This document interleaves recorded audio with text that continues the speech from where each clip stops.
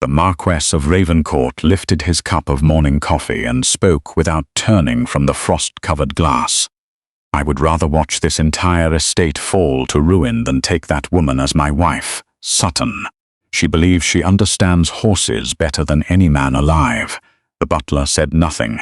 Beyond the iron gates of Ravencourt, the storm that had driven Lady Eleanor Fairfax and her aged father through his doors the previous night had finally begun to exhaust itself. The Marquess understood precisely what the carriage repairs meant. His men had assessed the broken axle at first light. 4 days, they said, 4 days with the woman all of London had come to call impossible under the same roof as the most solitary man in 3 counties. Adrian Weston intended to feel nothing about it. He would not succeed. The rain had descended on Ravencourt like a judgment.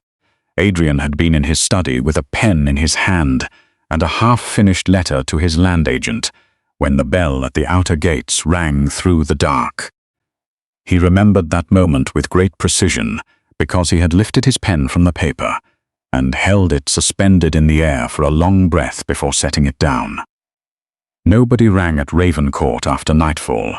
Nobody travelled the North Road in weather of that cruelty, unless desperation or a spectacular failure of good judgment had driven them to it. Sutton appeared in the doorway with the particular composed stillness that 38 years of service had carved into the bones of his face. "My lord, a carriage has broken on the North Road. A Baron Fairfax and his daughter are asking for shelter until morning." Adrian had stared at his butler for a full 4 seconds. "Fairfax," he repeated. "Yes, my Harold. Fairfax, the Baron. Yes, my lord." Adrian set his pen in the holder with the slow deliberation of a man buying time for his own thoughts to settle. He knew the name. Every man who attended the right clubs and the wrong dinner parties knew the name. Baron Fairfax of Norfolk. A country gentleman of once generous means who had sunk a considerable fortune into the railway speculation of 1822 and lost the remainder in the wool collapse that followed close behind. A man of decent reputation, a man who had built one of the finer small breeding operations in the eastern counties before misfortune and misplaced trust had stripped it all away. And the daughter, Lady Eleanor Fairfax, 24 years of age, unmarried, and according to every gathering room and every whispering matron in London, entirely, hopelessly impossible. He had been hearing the stories for 3 years. She had refused Lord Hadley, heir to a prosperous earldom, without offering a single explanation. She had refused Sir Geoffrey Blackwood on 2 separate occasions, and had, on the second refusal, corrected the man's French grammar in the company of his mother and 2 aunts. She had dismissed 3 other offers with the same flat economy a person uses when declining a second serving of food they have not enjoyed the first time.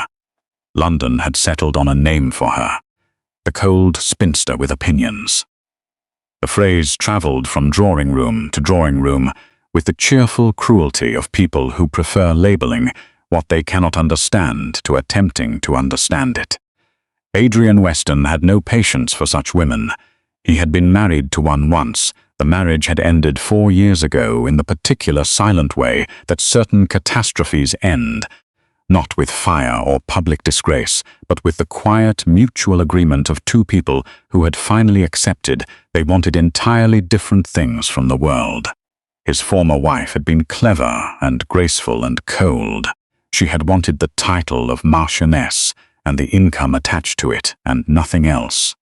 She had made this clear to him across 3 years with a precision he had come to reluctantly admire. She had returned to her family's estate in the north when the arrangement they had once mistaken for marriage finally became impossible to maintain, and he had not seen her or spoken her name since. In the years that followed, Adrian had constructed his life as a man constructs a wall, brick by deliberate brick, every course of mortar set with care. He had moved permanently to Ravencourt. He had stopped attending the London season. He had declined every matchmaking invitation from every county in England with a politeness so consistent it had eventually been taken for a policy rather than a refusal. He had put his whole attention into his horses, into the breeding program he had spent a decade building, into the honest, unglamorous work of raising fine animals in the right way. Animals, he had concluded with the satisfaction of a man who has tested his own theory thoroughly, were better companions than people. And now Baron Fairfax was at his gate in the rain with a broken carriage and a daughter famous for being impossible. "Send them to the main drawing room," he had told Sutton, rising from behind his desk. "See that the kitchen sends something warm. I will not have it said in any house in England that the Marquis of Ravencourt turned a peer and his daughter out into a storm." "Of course, my lord." And Sutton. The butler had paused at the threshold. "Yes, my lord, I will receive them tonight, and once only." She had been standing near the great fireplace when he entered. Her travelling cloak was still on her shoulders, dark wool gone almost black with rain. Her hair had come partly free from its pins at the temples, and her hands were folded at her waist with a stillness that Adrian could only describe, with some irritation, as completely unimpressed by its surroundings. Baron Fairfax had risen from the chair the housekeeper had guided him toward. The old man bowed with the careful depth of someone expressing genuine gratitude. His voice thickened with cold. "Your lordship, we are more grateful than we can say. The storm and the road between them have made a great mess of our evening, and we are very sorry to impose on you." Adrian inclined his head by the minimum degree required. "The roads belong to no man's good intentions, my lord. You are welcome at Ravencourt until your carriage is mended." The Baron had bowed again, smaller and more grateful, and Adrian had felt an unwelcome flicker of something in his chest, something close to pity, at the slight tremor in the old man's shoulders, and then he had turned to look at her. Lady Eleanor Fairfax was nothing like the figure London's gossip had assembled in his imagination. He had expected sharpness. He had expected the look of someone perpetually preparing to correct a stranger. He had expected severity, perhaps, and the cold confidence of a woman who had made a small war of her own refusals. She was none of those things. She was tired. She was quiet. She was standing very still by the fire with the rain drying on her cloak, and she was looking at him with dark, steady eyes that held no fear of him whatsoever. He disliked that immediately. He had grown accustomed, in the 4 solitary years since the collapse of his marriage, to the particular quality of caution that most women brought into his company. The Marquess of Ravencourt was considered an intimidating figure in the countryside. Mothers lowered their voices when they mentioned him. Hostesses grew careful in the way they arranged seating. He had cultivated the effect with no particular pride, but with a clear-eyed recognition of its usefulness. Lady Eleanor was not cautious. She had not even moved toward the offered chair. "You will find the hospitality here somewhat reluctant tonight." "Lady Fairfax," he had said, swirling a glass of brandy with no intention of drinking it. He had aimed the words to land with a small, precise coldness that would settle the register of their acquaintance before it had time to become anything inconvenient. She had not hesitated by even a breath. "Curious, my lord. I had understood that most men of rank preferred to conduct their rudeness with a little more privateness." Behind him, Sutton had come very near to dropping the decanter. Adrian had not moved. He had stood with the glass in his hand and felt something he had not felt in a very long time, a small, sharp flare of attention, entirely against his wishes, the kind that a man with hard-won experience recognizes at once as the first sign of something he should be careful about. He had set the glass on the mantelpiece without drinking. "Sutton will take you to your rooms. Breakfast is served at 8. I trust you will find Ravencourt comfortable." "I am sure we shall, my lord." She had not curtsied. She had inclined her head at the precise angle of someone who has thought about such gradations carefully, not subordinate, not quite equal, and she had walked past him to follow the housekeeper out of the room without once looking back. Adrian had stood at the fireplace for a long time after she left. Sutton had collected the untouched glass and waited with the patience of a man who had been waiting in this house for nearly 4 decades. "Sutton, my lord, how many days for that carriage?" "The wheelwright in the village estimates 4, my lord. The rear axle has split through." 4 days, yes, my lord." Adrian had nodded very slowly. He had stared at the fire a moment longer. Then he had gone to bed without another word, and he had not slept at all. That had been the previous night. Now it was Wednesday morning, and Adrian stood at the study window with a cup of cooling coffee, watching the last of the clouds drag themselves eastward over the fields. Beyond the outer gates, his men were already working on the damaged carriage. He had sent them before dawn. He wanted these guests repaired and gone, and his house returned to the useful silence he had spent 4 years teaching it. But the axle was split. The wood had to be sourced from the village. There was nothing to be done about time. "Sutton, my lord, see that Lady Fairfax has whatever she requires today. The library, the gardens, whichever she asks for." "I will be at the stables, of course, my lord." The butler set the silver tray down on the side table and folded the cloth he had been carrying into a neat square. For the briefest fraction of a moment, so brief that any less attentive man would have missed it entirely, the corner of Sutton's mouth moved. It was not a smile. It was the faintest suggestion that a smile had passed nearby. Adrian did not see it. Sutton had served the Weston household for long enough to know that the Marquesses of Ravencourt were never more certain of a position than in the hour immediately before they reversed it. He kept the suggestion of a smile entirely to himself and went to see about the lady's requirements. If this story is reaching you tonight, drop the name of your city in the comments before we go on. It means something to know where these words are landing. Breakfast was a quiet and carefully managed affair. Baron Fairfax spoke warmly of the weather, the road, the quality of the bread, the kindness of the household. Adrian answered with the minimum courtesy his position required. He did not look at Lady Eleanor. He buttered his toast with an attention to evenness that had nothing to do with toast. He read the morning paper at the table, a small, deliberate rudeness he would not normally have permitted himself. And he did it with the grim satisfaction of a man who has decided that small rudenesses are better than large ones. She did not appear to notice. She ate her breakfast. She drank her tea. She asked the footman in a low voice whether the cook might spare a small pot of honey for her father, who preferred it considerably to jam. The footman looked at Adrian with the anxious expression of a young man who has just realized he does not know the correct answer.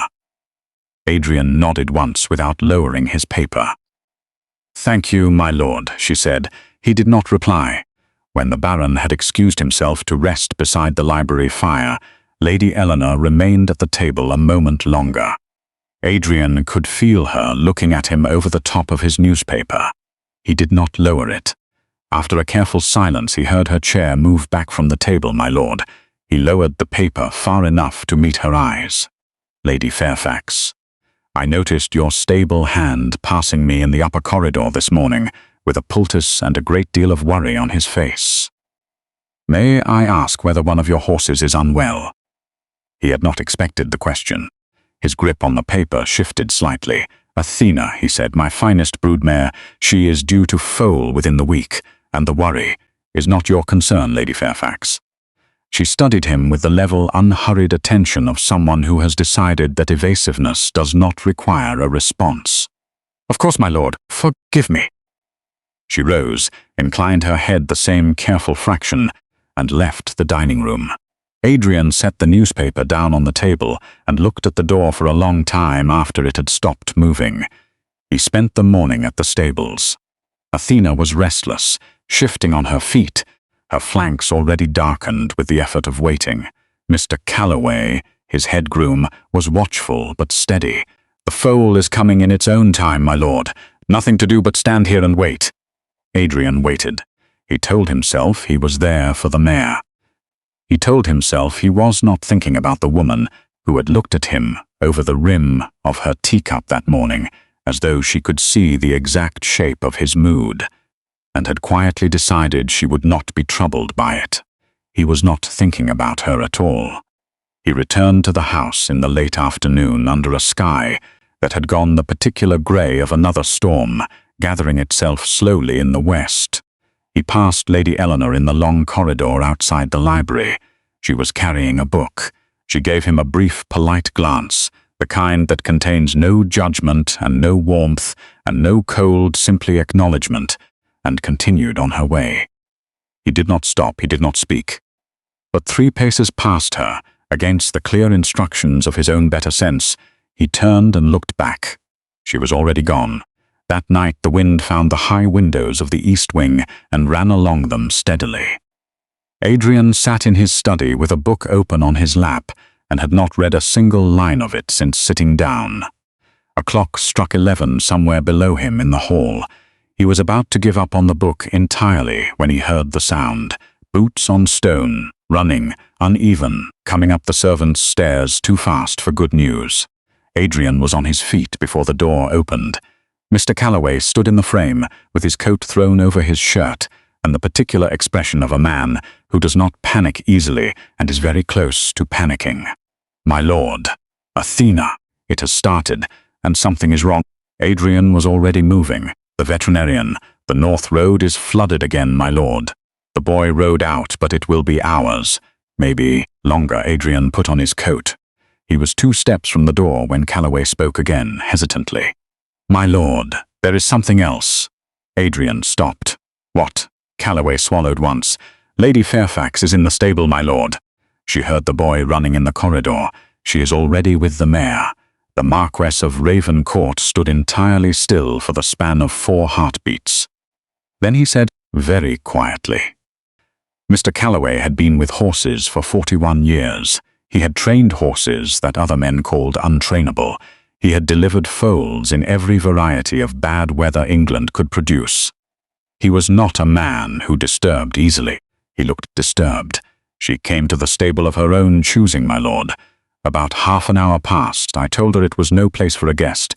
She did not precisely listen, my lord. She did not listen. No, my lord. She is in my stable." "Yes, my lord, with my mare." "With your mare, my lord." "At 11 o'clock in the night." "Yes, my lord." Adrian took the lantern from the desk and walked past Calloway without another word. The corridor outside the study was cold.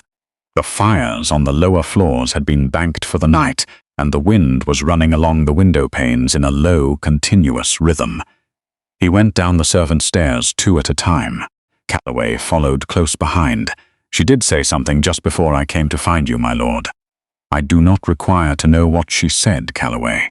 "Yes, my lord." They crossed the kitchen yard in silence. The air outside was wet and sharp, full of the smell of stone and turned earth. The storm had not yet broken in full, but the wind was up, and the lanterns in the long stable burned bright through the high windows. Adrian pushed the heavy door open. The warmth came first, hay and animal, and the particular close smell of a mare working hard. The long aisle stretched before him, lit by 2 lanterns hung from the ceiling beams. The horses were quiet in their boxes, patient and slow as horses always are when human urgency runs through a space they have decided is safe. At the far end of the aisle, the door of Athena's box stood open. He walked the length of the stable without hurrying.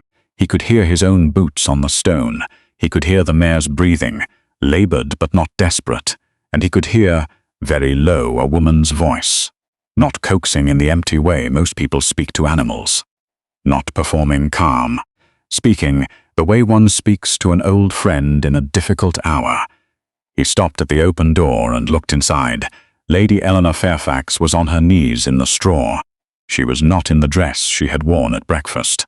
She had thrown a dark woolen shawl over a plain grey dressing robe, the sleeves pushed to her elbows. Her hair was bound back in a hasty braid that had already lost several pieces at the temples. Her feet, and Adrian absorbed this detail with something close to disbelief, were in a pair of riding boots that clearly did not belong to her. Calloway's spare pair by the look of them, 3 sizes too large. She did not look up when he entered. She was speaking to the mare in the low, steady voice Adrian had heard once or twice in his life, from men who had spent a lifetime around horses and understood that what an animal responds to is not the words but the certainty behind them. There now, my girl, I know it has been a long time, I know you are tired, but you are doing it very well.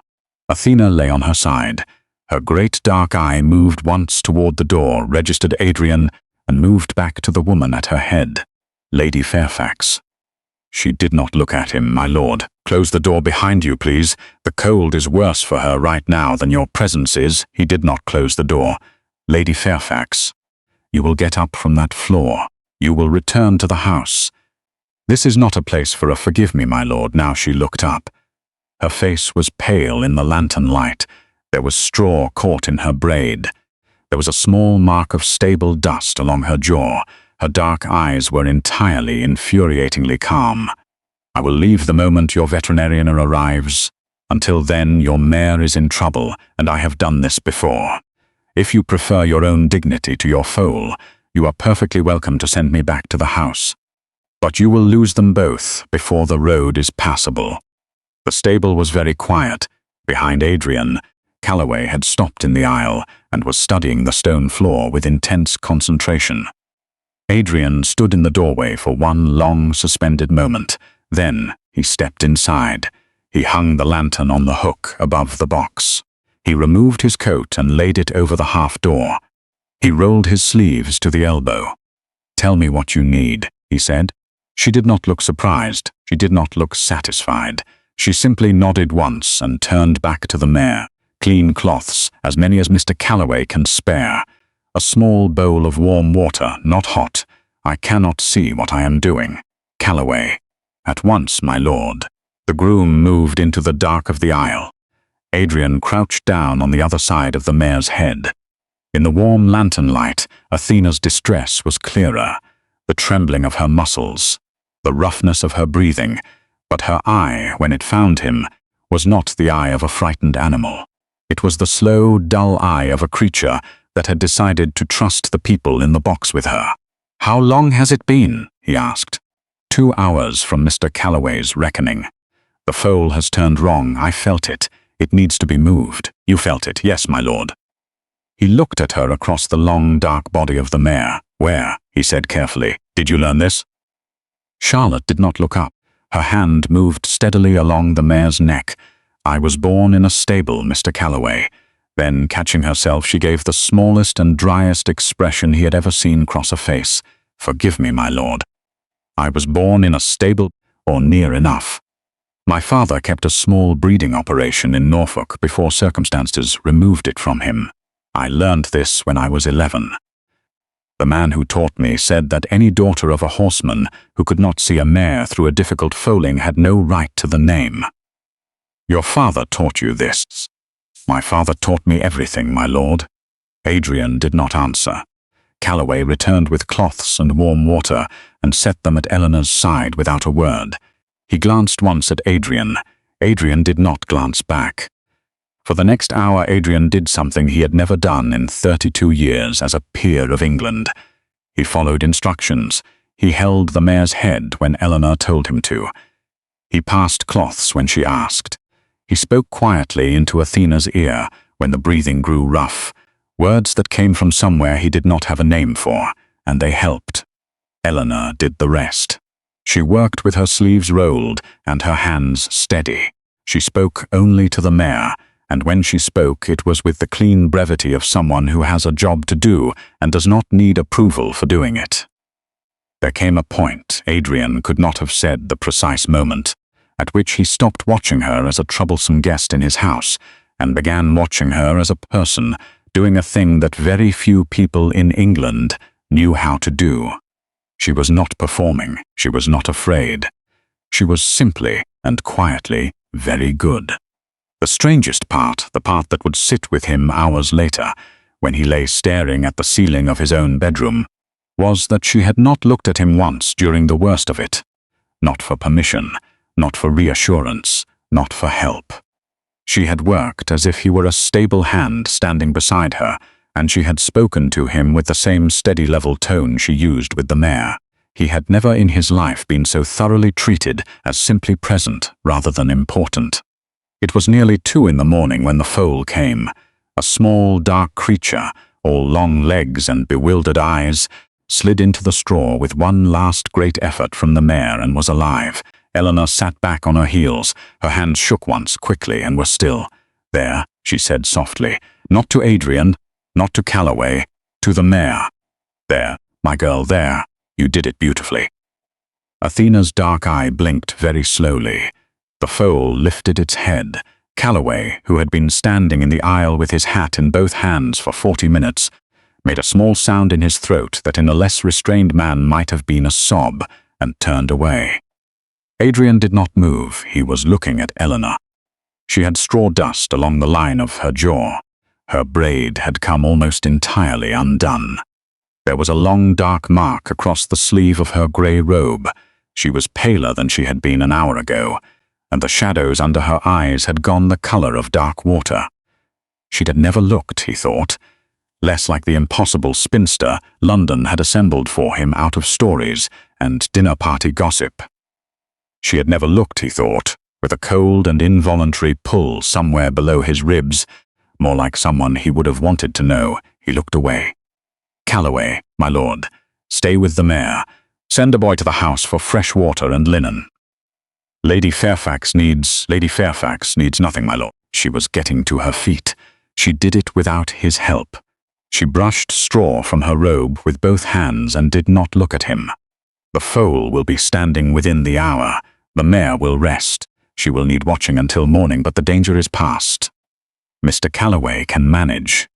You should not walk back to the house alone. I am perfectly capable of walking back alone, my lord." "Lady Fairfax." She looked at him finally. Her dark eyes were unreadable. "Close the door behind you, my lord. The cold is worse for them now than your presence." She had said it before. She said it again the same way she had said it the first time, not as a barb, not as a victory, simply as an instruction given to a man she had decided was competent enough to follow it. She did not curtsy. She walked out of the box, out of the aisle, and into the dark of the stable yard. For a long time after she was gone, Adrian stood at the open door of the box and watched his mare breathe and his foal lift its head and the lantern sway in the small wind coming down through the roof. Calloway cleared his throat very softly. "My lord, yes. Forgive me, my lord, for speaking out of turn. Speak." The old groom turned his hat once in his hands. "That lady, my lord. She did tonight what none of my men could have managed. I have been with horses for 41 years. I have seen capable women around horses. I have never once seen better than that." Adrian did not turn around. "Thank you." "Calloway, my lord, stay with the mare." "Yes, my lord." Adrian picked up his coat from the half-door. He carried it instead of putting it on as he walked the long aisle back past the sleeping horses, past the place where Eleanor's footprints in Calloway's borrowed boots had left an uneven trail in the straw. He stepped out into the night. The storm had passed. The sky above Ravencourt had cleared entirely, and above the dark line of the eastern fields a single star burned with the steady, uncomplicated brightness of a thing that has decided it is going to shine regardless. Adrian stood in the cold for a moment. Then he walked back to the house. He did not see, as he crossed the courtyard, the small figure in the grey robe standing at the high window of the east guest room looking down at him. He did not see her step back from the glass when he reached the door. But for the first time in 4 years, when Adrian Weston climbed the great stairs of Ravencourt and turned by long habit toward his own bedroom, he stopped at the landing. He stood with one hand on the cold stone of the banister, and then, very quietly, almost without knowing he was doing it, he looked down the long dark corridor that led to the east wing. He did not move toward it. He did not need to. He simply stood in the dark with the smell of the stables still on his coat, and understood with the deep, unwelcome certainty of a man who has spent 4 years building a particular kind of peace and watched it come apart in a single night, that he had been wrong about something important at breakfast that morning. He had told himself he would not see her. He was not going to be able to do that. He was not going to be able to do that at all. The Marquess of Ravencourt did not sleep. He lay in his bed and watched the sky turn from black to grey to the pale particular blue of an English morning that has decided to be cold and clear. He listened to the house come alive around him, the soft steps of the housemaids, the distant sounds from the kitchen, the low call of a horse in the yard. At 7:30 he was at the stables. Calloway was already there. The old groom had not slept either. He was standing with his arms folded on the half-door of Athena's box, watching the mare and the foal with the deep, satisfied attention of a man who has lived to see a good night end well.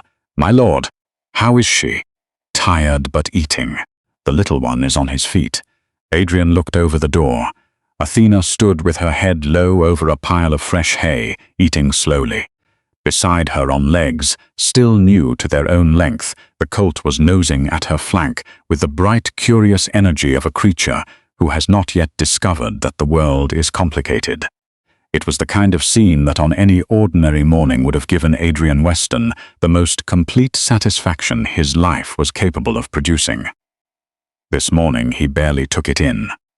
"Has she been here?" he asked. Calloway did not need to ask who he meant. "No, my lord." Adrian nodded once and walked back to the house. Breakfast was again a quiet business. Baron Fairfax was in better spirits this morning, speaking warmly of the eggs and the bread and the quality of country air. He apologized once more for the imposition of his presence. He was, Adrian could see clearly now, a man who had been carrying a very considerable weight for a very long time, and who was, despite his own better judgment, taking some comfort in the simple luxury of a well-kept table. Lady Eleanor was not at breakfast. Adrian did not ask after her. He read his paper. He drank his coffee. The housekeeper came to his shoulder and murmured that Lady Fairfax sent her apologies and asked to take her breakfast in the small parlour off the east corridor. "She may take it wherever she pleases," Adrian said without looking up. When the meal was over, and the Baron had excused himself to the library, Adrian went to his study and shut the door and sat down behind his desk with the firm intention of attending to 2 weeks of estate correspondence. He read the first letter 3 times and retained nothing. He set it down. He rose. He went to the window. The morning was clear and cold and still, and the gardens of Ravencourt spread below him in the thin, bright light. The long lawn, the formal hedges, the old stone bench at the edge of the west walk, beneath the great oak that his grandfather had told him was older than the house itself. There was someone on the bench, a small figure in a dark green coat, a shawl, a book. Adrian stood with one hand flat against the cold glass. Then he put on his coat and went outside. He did not intend to speak to her. He intended to walk the west path as he often did in the mornings. He intended to look at the rose canes the storm had disordered. He intended simply to take the air. The fact that the west path passed within 30 feet of the old oak was entirely incidental. His boots were loud on the wet gravel. She did not look up as he approached. She was reading. He could see now the small leather binding of the book in her lap, the careful way she held it flat against her knee, with one finger marking the page, the other hand resting still. She was wrapped in the shawl against the cold, her cheeks faintly pink from the air, her hair properly pinned today, with no trace at all of the woman who had knelt in the straw of his stable until 2 in the morning, with her sleeves rolled and her hands busy, except perhaps for the faint shadows beneath her eyes. Adrian stopped on the path. "Lady Fairfax, my lord. You are reading." "I am, my lord." "What?" It was a single word. It came out shorter than he had meant it to. She looked up at last. Her dark eyes were entirely mild.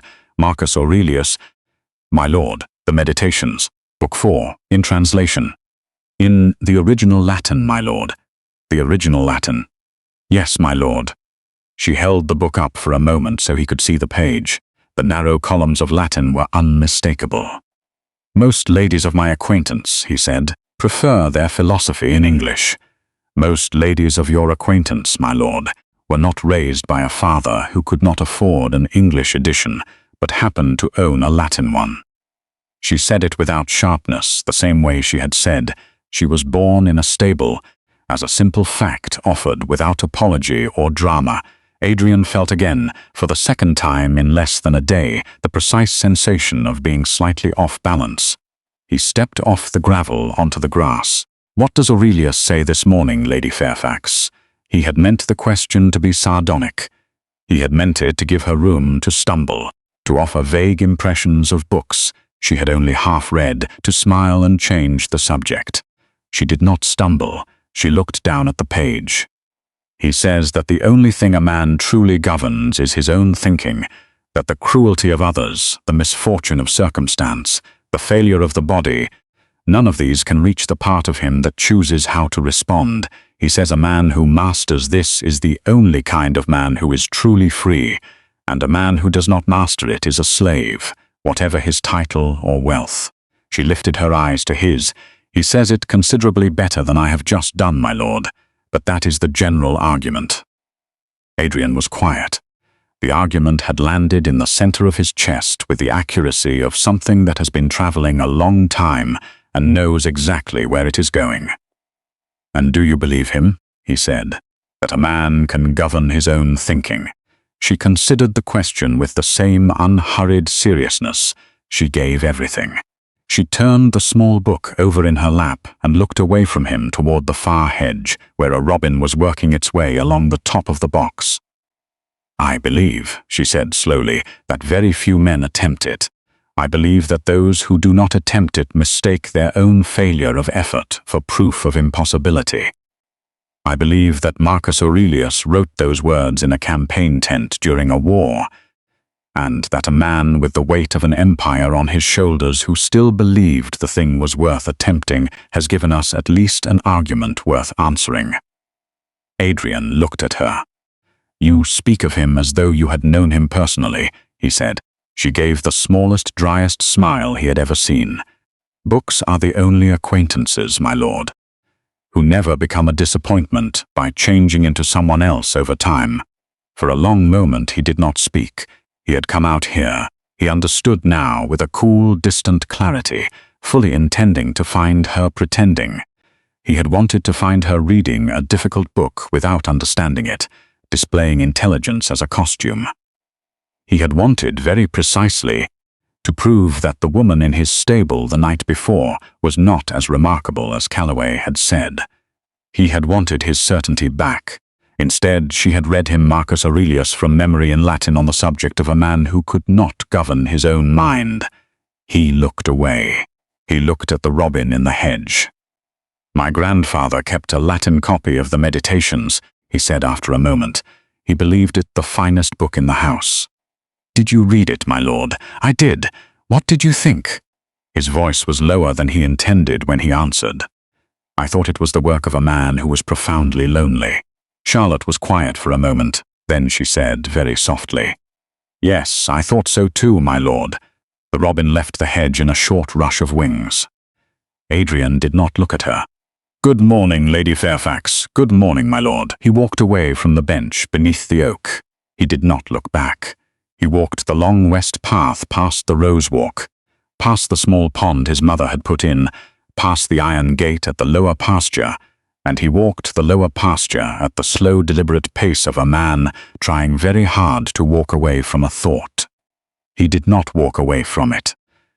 That evening after dinner, the Baron excused himself early to the library fire. Lady Eleanor said a quiet good evening to Adrian and retired to her rooms. Adrian sat alone in the drawing room with an untouched glass of brandy and a fire that was burning lower than it should have been. At some point Sutton came to remove the tray of cordial glasses. "Your Grace," the old butler paused at the door. "Will my lord want the brandy refreshed?" "No." "Very good, my lord." The butler did not leave immediately. "Was there something else, Sutton?" Sutton stood in the doorway with the tray balanced in one hand and his face arranged in its customary stillness.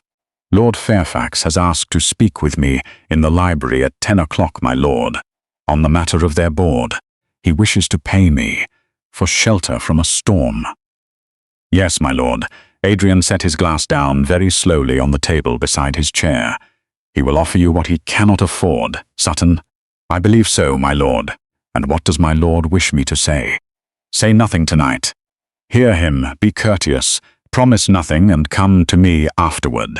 Yes, my lord, Sutton, my lord, how much do they have? The butler hesitated for the smallest moment. From what I have gathered from the baron's own man, my lord, very little.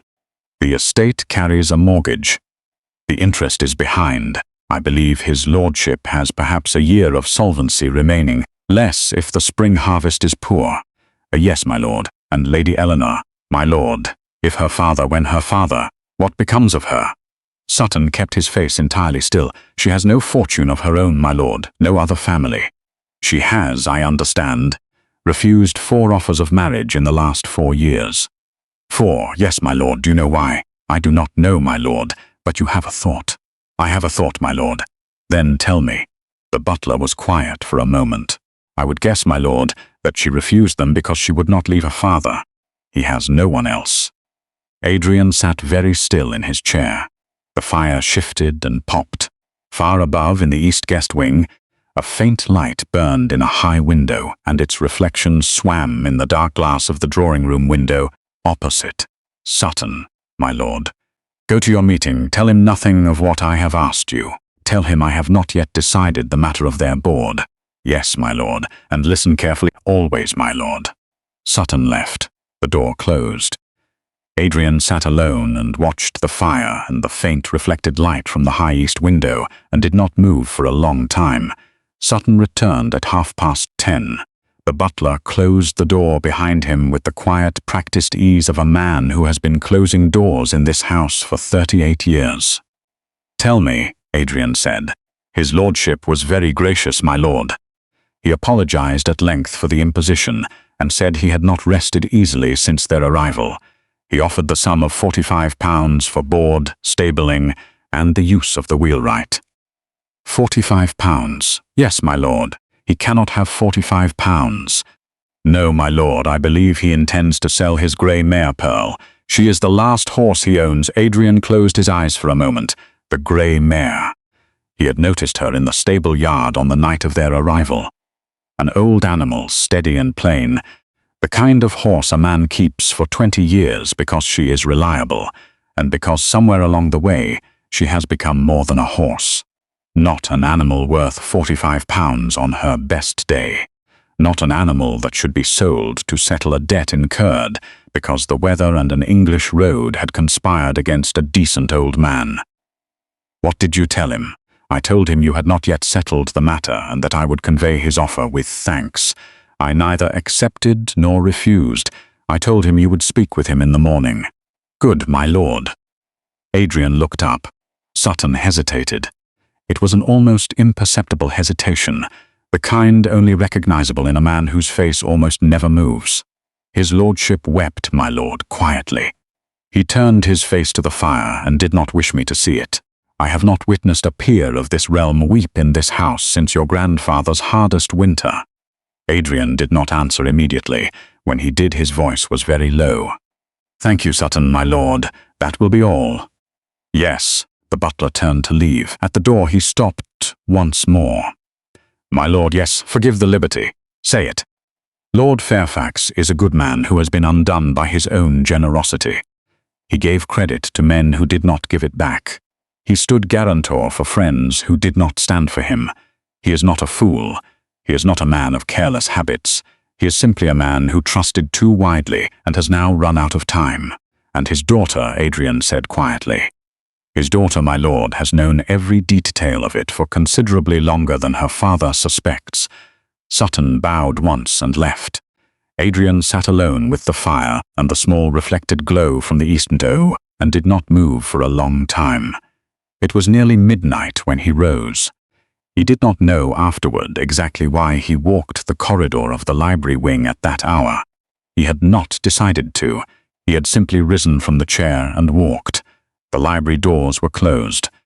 The hall outside was dark, except for a single wall sconce left burning low by the housekeeper for any guest who wished to read late. He had nearly passed the library when he heard the voices. He stopped, not for any particular reason.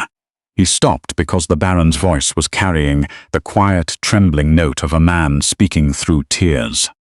I cannot allow it, Eleanor. I will not allow it. We will find another way. We always have. Father, the second voice was lower and steadier. He knew it at once, the way you know a voice that has been in your thoughts for a day and a half. Father, please sit down. You are not to make yourself unwell. I have ruined you, child. There was a silence. Then Eleanor's voice, very quietly, You have done no such thing. You should have married Lord Hadley. You should have married any of them. You should have a household of your own by now, your own life, your own future.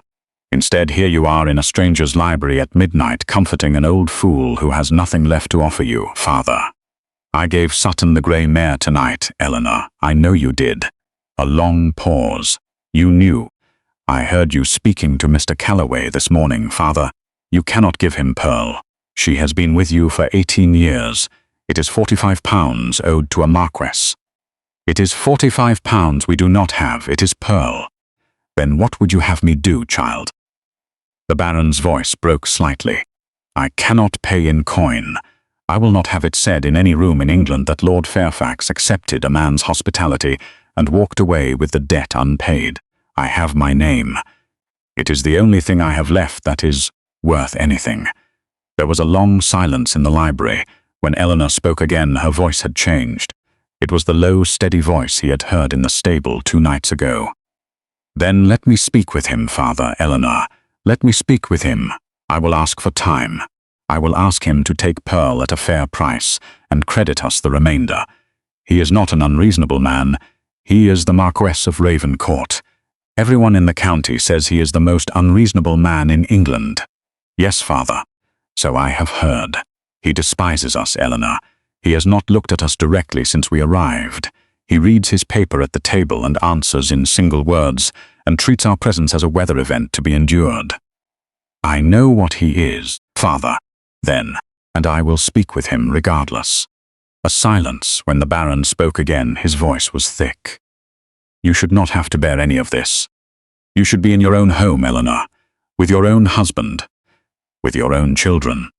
You should not be here, Father. You refused 4 offers of marriage, 4 good offers. Any one of them would have given you a life. Why? Father, why did you? Because you would not have lived a year alone, and you know it. The library was completely silent. Adrian Weston stood in the dark corridor with one hand flat against the cold paneling.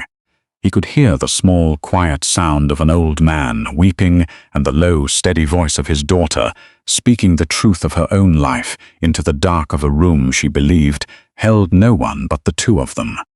I know what you would have done, Father. You would have shut yourself in your study by Christmas.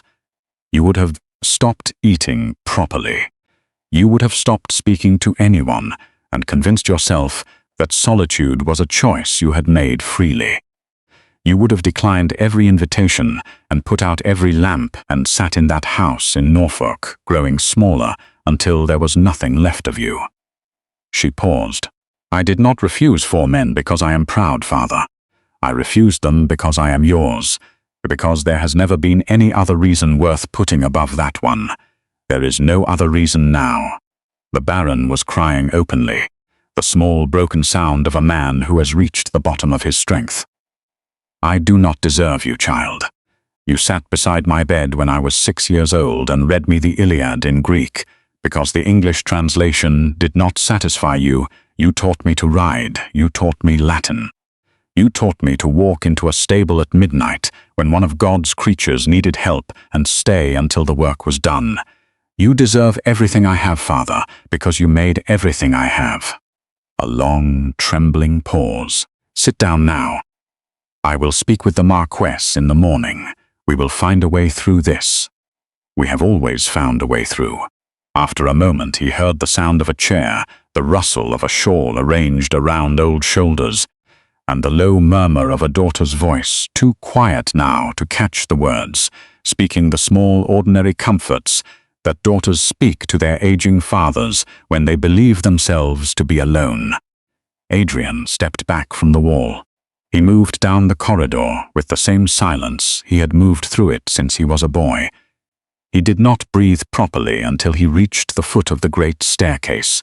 He climbed slowly, one hand on the stone banister. At the landing he stopped.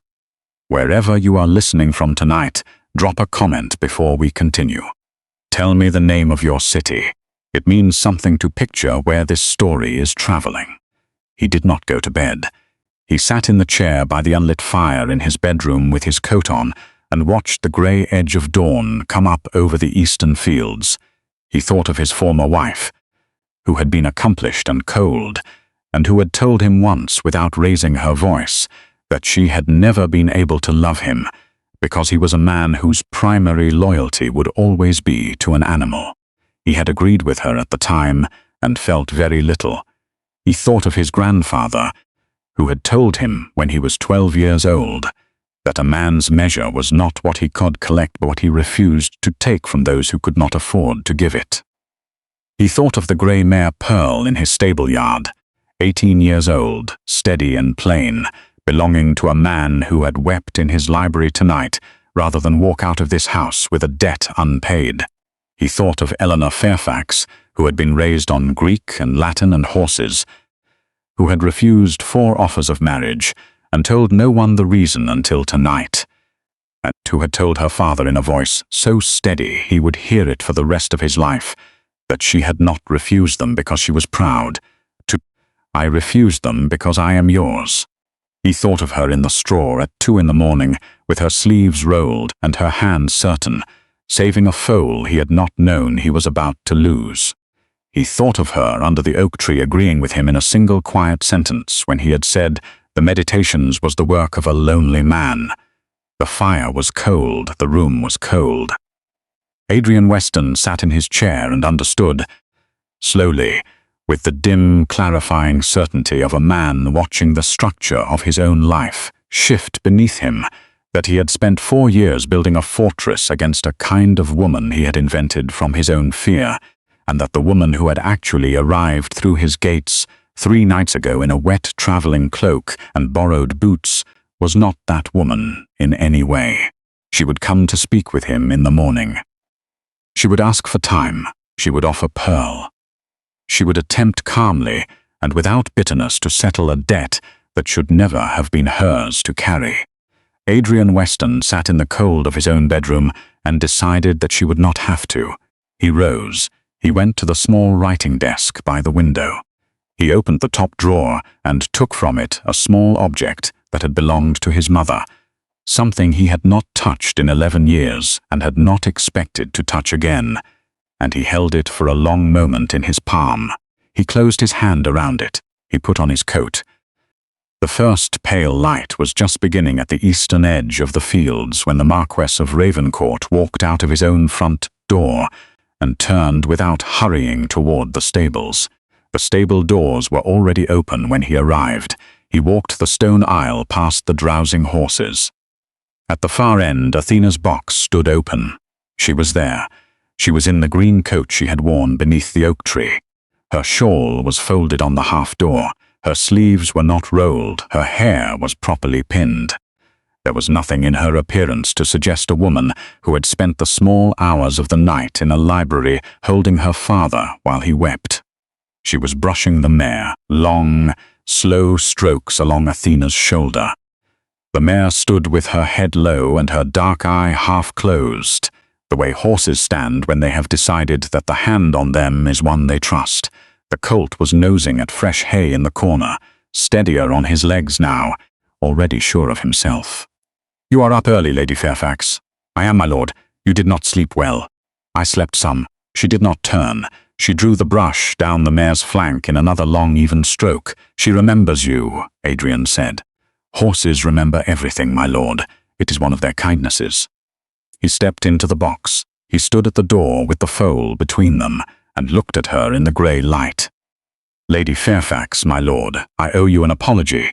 The brush paused only for a fraction of a moment and then resumed. "For what, my lord? For 3 days of poor manners." Eleanor was silent for a moment. She drew the brush down once more. She set it on the small wooden shelf inside the box. She turned and looked at him with the same steady, dark eyes she had turned on him 3 nights ago in his drawing room. "You owe me nothing at all, my lord." "That is not true." "Then say what you have come to say."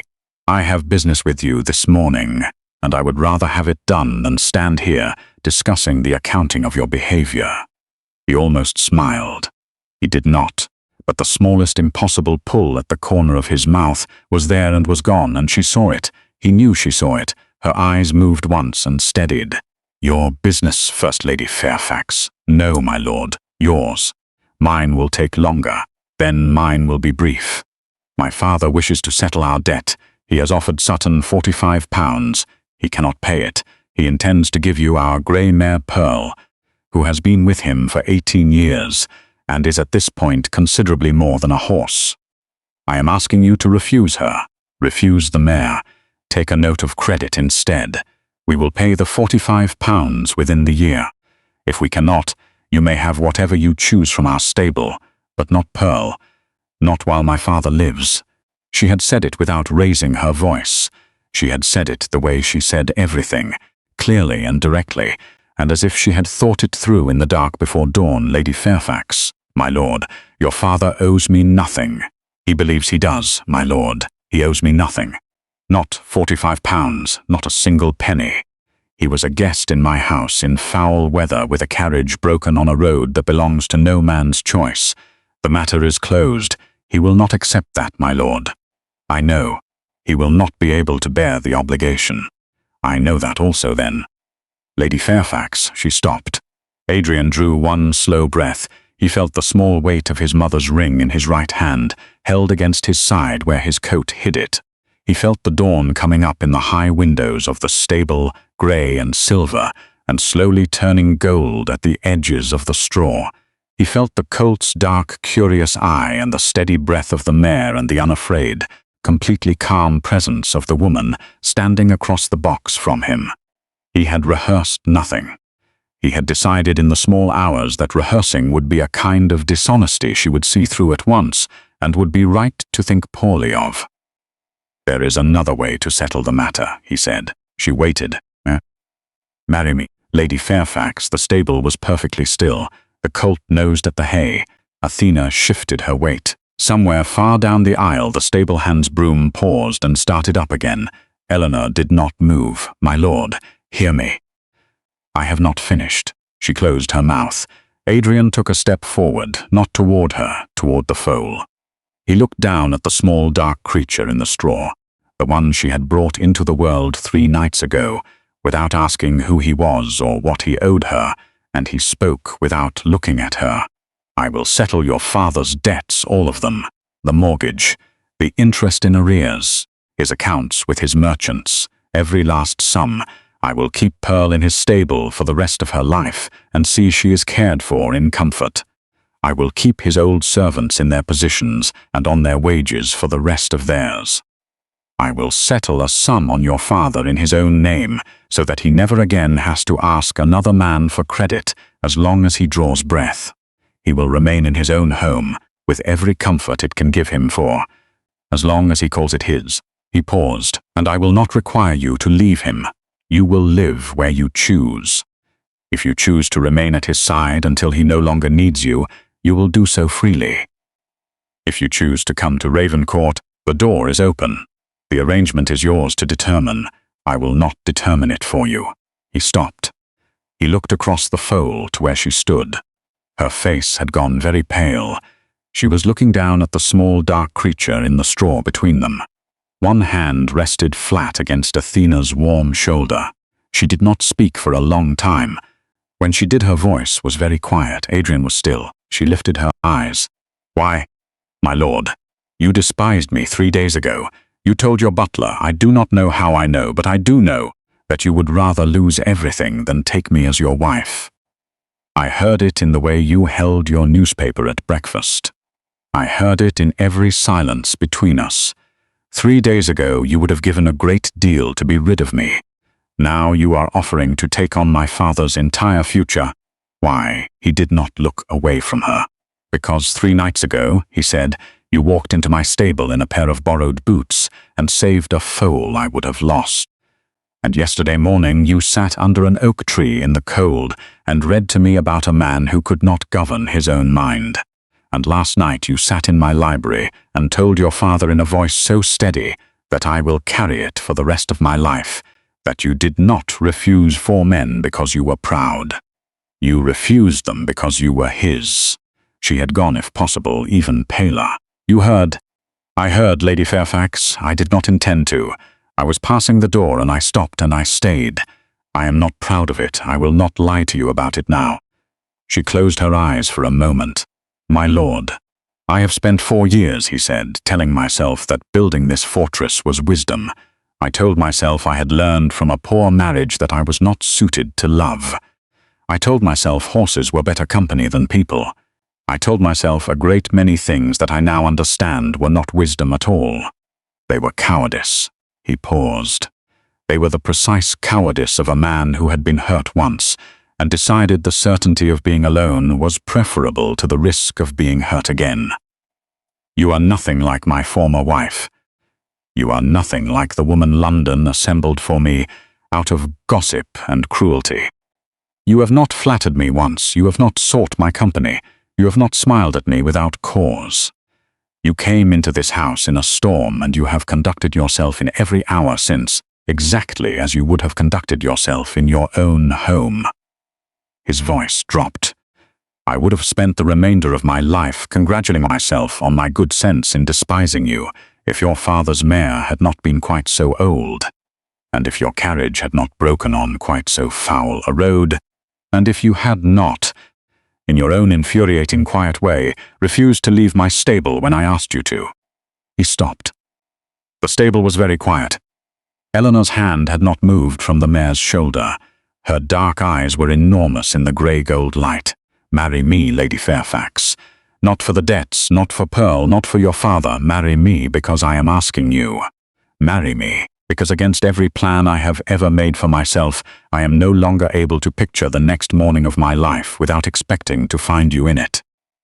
He took the ring from his coat. He held it out flat in his palm. It was not the Weston family ring, that heavy, ostentatious thing his former wife had worn for 3 years, and which he had locked in a drawer the morning after she left. This was smaller, old, the band worn smooth from long wearing, a single dark green stone set plainly in the center. This belonged to my mother, he said. She pressed it into my hand 11 years ago on the morning she left Raven Court for the country. She told me to give it to the first woman I would not be ashamed to see wearing it at my breakfast table for the rest of my life. I could not, until this morning, think of a single woman who would have honored it. He held her eyes. I do not require an answer now. I do not require an answer this week. I will not have the arrangements I have described used as a weight against your freedom. They are mine to offer, and I am offering them, and they are not contingent upon your acceptance. I will not have anything placed against you, not today. Not ever. He closed his hand around the ring and lowered it. I have said what I came to say. He waited. For a long moment, Lady Eleanor Fairfax did not speak. She looked at him across the foal in the straw, with the dawn coming up pale and golden in the high windows above them. One hand still resting on the warm shoulder of the mare she had saved 3 nights before, she drew one slow breath. And what do I take, my lord? Adrian Weston stood in the straw of his own stable, with his mother's ring in his hand, and the woman he had asked to marry him standing 6 feet away in a green coat. And he did not, for the first time in 32 years on this earth, have a single prepared answer. He had readied himself for every other response, for refusal, for tears, for silence, for the quiet, devastating grace of a woman who would thank him and walk out of the box without looking back. He had not readied himself for her to ask him what she would receive. He had not readied himself because in 32 years no woman had ever asked him that. Every woman who had looked at him with interest had looked at the title, the estate, the income, the name, the collection of things he could give. He had grown so accustomed to being a man whose worth was assumed and whose person was a secondary consideration that the simple, quiet question Eleanor Fairfax had just asked him landed in the center of his chest with the weight of something long overdue. She was not asking what the marriage would bring her. She was asking what he would bring her. She was asking what remained of Adrian Weston when the title and the estate and the settled debts were set aside. She was asking what the man inside the Marquess had to give a woman who had already turned away 4 perfectly adequate offers, because none of those men had been worth leaving her father for. She was asking the only question that mattered, and he stood in the straw and did not have the answer. He looked at her, and the grey dawn slowly became gold along the rafters above them, and he understood with a deep clarifying certainty of a man who has believed himself to be made of stone and discovered in a single morning that he is not made of stone at all, that whatever he said next he would spend the rest of his life either keeping or regretting. He opened his mouth, he closed it. Eleanor waited. She did not press him, she did not soften the question. She simply stood with her hand on the mare's shoulder and waited with the patience of a woman who has asked the only question that mattered and is prepared, if necessary, to wait all morning for an honest answer.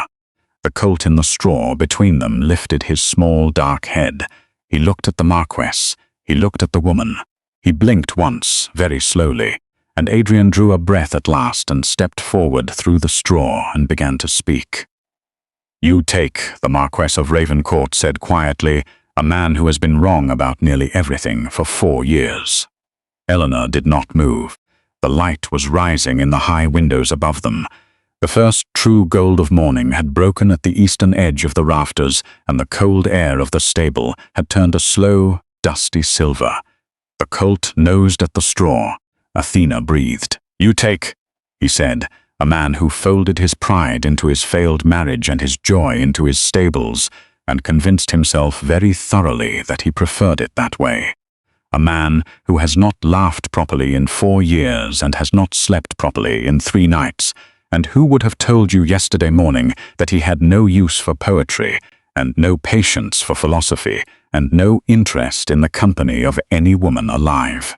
He drew one slow breath. You take a man who would not have known 3 days ago that he was lonely. You take a man who knows it now. You take a man who has spent the last quarter of an hour trying to give you every gift but the one you actually asked for. He paused. The one you actually asked for is harder. Eleanor's hand had not moved from Athena's shoulder. Her dark eyes were still in the golden light. "You take," he said, "whatever remains of me when the rest is set aside. I cannot tell you precisely what that is. I have not examined it carefully in a long time. I suspect I will require your help to find it. I suspect there is more of it than I have permitted myself to believe, and less of it than you deserve. I am offering it anyway, because I do not know what else I have to offer that would be true." He stopped. He did not look away from her. "That is what you take, Lady Fairfax, if you will have it." The stable was still. Athena breathed out slowly through her nostrils and lowered her great head another inch toward the hay. The colt, satisfied that nothing of consequence was happening to the humans in his box, turned his attention back to his mother. Eleanor did not speak for a long moment. When she did, her voice was steady, but it was a different steadiness than before. It was the steadiness of a woman carrying something carefully through the dark. "My lord," he looked at her. "Adrian?" "Yes. You have offered me a great deal this morning. I have offered you what is mine to give. You have offered me my father's peace. You have offered me a name and a place. You have offered me a ring that belonged to your mother. And you have offered me, in the last minutes, the only thing I would not have known how to ask for in plain words." She drew one slow breath. "I will accept all of it." Adrian did not move. For a moment, he was not entirely certain he had understood her correctly. He had prepared himself for hesitation, for conditions, for the small devastating grace of a refusal offered so gently that he would have walked out of the stable, wishing she had simply been unkind. Instead, he had not prepared himself for yes. She saw it. Her dark eyes moved with the smallest, most private recognition. Did my lord expect a different answer? "I expected, Lady Fairfax. I expected. I do not know what I expected. That is the most honest thing you have said this morning." "Adrian," he almost laughed. It came out as a single short breath through his nose, a thing his face had not done in 4 years, and Eleanor saw it, and the corner of her own mouth did the quietest, smallest thing in return. And Adrian Weston understood in that moment that he was going to spend the rest of his life learning to read the small, dry, almost invisible expressions of the woman standing across the foal in the straw of his own stable, and that he was, against every plan he had ever made, looking forward to it without reservation. "There are conditions," she said. "Name them. I will not leave my father while he needs me. I will spend as much time at his house as your arrangements can allow. He will come to Raven Court as often as he is willing." "Agreed. I will keep Pearl. She will live wherever my father wishes, cared for at your expense for the rest of her life." "Agreed. I will continue to read what I choose.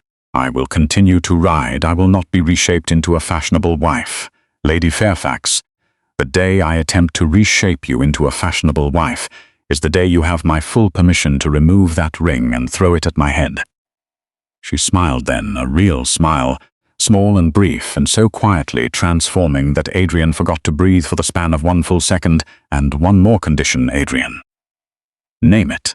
She paused. "You will not look at me ever again the way you looked at me 3 days ago in your drawing room." He was quiet for a moment. When he answered, his voice had gone very low. "I do not believe I could do that anymore, even if I tried." She held his eyes. She held them for a long time. And then, very slowly, without looking away, she lifted her hand from Athena's warm shoulder and held it out to him across the small sleeping foal between them, palm upward. Adrian stepped through the straw. He did not take out the ring, not yet. There would be a time for the ring. This was something simpler. He reached across the foal and he took her hand. The first touch was something he would carry for the rest of his life. Her hand was cold. Her fingers were narrower than he had imagined. There was a small, faint roughness along the side of her palm where years of holding reins had marked her, the hands of a woman who had been raised by the world's reckoning to be something decorative, and who had instead become something real. Her fingers closed around his. Above them, the first true sun of the morning broke over the eastern fields, and the grey dawn turned to gold all at once, and the long aisle of the stable filled with the kind of pale morning light that English country mornings give freely, and English country evenings remember for a long time afterward. Her hand was warm in his now. "Good morning, Eleanor." "Good morning, Adrian." It was the first time he had said her name. It had not been a decision. It had simply come, and she closed her eyes for the smallest fraction of a second, the way a person closes their eyes when an unexpected sound becomes music. Then she opened them, and she squeezed his hand once very gently, and she said in a voice so quiet that the colt between them did not even lift his head, "You should go and speak with my father." He spoke with the Baron in the library. It was brief. Adrian did not sit. Lord Fairfax did not at first understand. When he did, he rose from his chair with a trembling slowness, and he stood without speaking for a long moment, and then he said very quietly, "You will be good to her. I will spend every day I have trying, my lord. She will not let you fail. I am counting on that, my lord." The old man's eyes filled. He did not let the tears come. He simply held out his hand, not the formal hand of a baron to a marquis, but the plain, worn hand of a father. Adrian took it and held it, and the two men stood in the library of Raven Court in the bright golden morning and did not speak for a long time. When the Baron found his voice again, he said only, "Pearl stays with me. Pearl stays with you, my lord, for the rest of her natural life with every comfort an old mare can be given." "On my word." The Baron nodded once and sat down slowly in his chair. Adrian left him there. In the corridor outside the library, Sutton was standing with a small silver tray in his hand, entirely by coincidence, on which sat 2 glasses of something pale and unhurried. Sutton. The butler did not smile. The butler had not smiled visibly in 38 years of service at Raven Court. But the corner of his mouth, the same corner that 3 mornings ago had moved almost imperceptibly, while his master had told him He would rather lose everything than marry the woman now standing by the mare in the stable. That corner did very briefly the smallest, driest thing. "May I offer my lord my congratulations?" "You may, Sutton." "On behalf of the household, my lord. On behalf of the household, Sutton, and on behalf of your grandfather, my lord, who would have liked her very much." For a long moment Adrian did not speak. Then he reached out and placed his hand briefly on the old butler's shoulder, a thing he had never done in his life. Sutton, with the quiet dignity of a man who had been standing in this house since before Adrian was born, inclined his head a single careful inch. "Thank you, Sutton, my lord." Adrian walked out into the long, bright hall. Beyond the front doors the morning sun was high over Raven Court. The storm was 3 nights gone, forgotten entirely by the sky. Somewhere in the stable, a woman in a green coat was finishing the brushing of a mare. The Marquess of Ravencourt stepped out into the sunlight to find her. The colt had a name 3 months later. Eleanor had chosen it one afternoon at the paddock fence, watching him turn wide, joyful loops in the long spring grass. "Thunder," she said. Adrian looked at her. "You wish to name him after the storm that broke your carriage." "I wish to name him after the night I met you, Adrian. The carriage was simply how I arrived." The wedding had been small by Eleanor's choice. They had been married in the old stone chapel on the Ravencourt estate on a clear morning in late April, with the Baron giving his daughter's hand and weeping quietly and being permitted to weep without ceremony because Adrian had wanted it so. It had been, by every quiet measure that mattered, precisely the kind of wedding neither of them had imagined and both of them had needed. Now, on an ordinary Tuesday at the end of May, they sat together on the old stone bench at the edge of the lower paddock. The grass was full of buttercups. Thunder, long-legged now and glossy with early summer, was running slow, satisfied loops along the lower fence. Adrian set his hand very gently against the back of his wife's hand. "Eleanor." "Adrian, I told my butler once," he said, "that I would rather watch this entire estate fall to ruin than take you as my wife." "I know you did. I have been thinking about that lately." He looked at her at last. "I would lose all of it first. The estate, the horses, the name, the title, every other thing I have. I would lose all of it gladly and without hesitation before I would lose what I took on the morning you let me take your hand across a foal in my own stable." She was quiet for a moment. Then she pressed her palm flat against his and held it there. "You knew I have known," she said quietly, "since you said my name in the stable." He leaned in slowly and he kissed her. It was not a hurried kiss. It was the kiss of a man who had spent 4 years building a fortress and 3 months learning to let it fall, one stone at a time, with patience and without regret. When they parted, her forehead came to rest very gently against his. "Your father arrives Friday for the summer," he murmured. "I know he does. Sutton has put him in the south room with the view of the Rose Walk." "Sutton is the finest man in England," she laughed, small and quiet and entirely her own. Adrian looked at her in the gold of the afternoon and thought of the grey dawn of his own stable 3 months before, and the foal in the straw, and the 5 quiet words that had broken the most controlled man in 3 counties. "And what do I take, my lord?" He had not been able to give her a proper answer that morning. He had given her a life instead. In the paddock below them, Thunder turned toward his mother, who was grazing peacefully in the long spring grass, unbothered by history, unbothered by storms, as horses always are when the world has decided to be kind. The buttercups in the lower field had turned entirely to gold. If this story stayed with you, leave a like and subscribe so you never miss the next one. And tell me in the comments which scene moved you most. Thank you for spending this hour at Ravencourt.